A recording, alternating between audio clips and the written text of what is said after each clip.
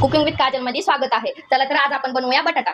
खूप असं छान टेस्टी बनणार आहे. बघू शकता मी कसे पीस कापलेत बघा, त्याचे काप केलेत. आता आपण त्यासाठी जिरा बटाटा करणार आहोत. त्यासाठी आपण जिरा टाकणार आहोत.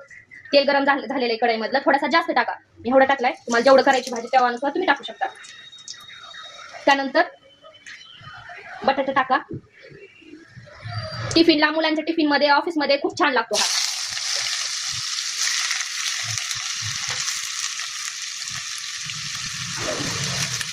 धुवून ठेवला होता मी. कढीपत्ता टाकून घेते. तेल खूप गरम झालं त्याच्यामुळे मी कढीपत्ता टाकला नाही, आता टाकला. त्यानंतर आपण हलवून घेऊया कढई.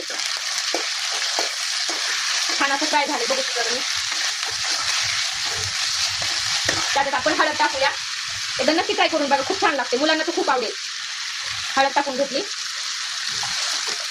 मीठ चवीनुसार टाकू शकता. आणि न पाणी टाकता शिजवून घ्यायचा बटाटा.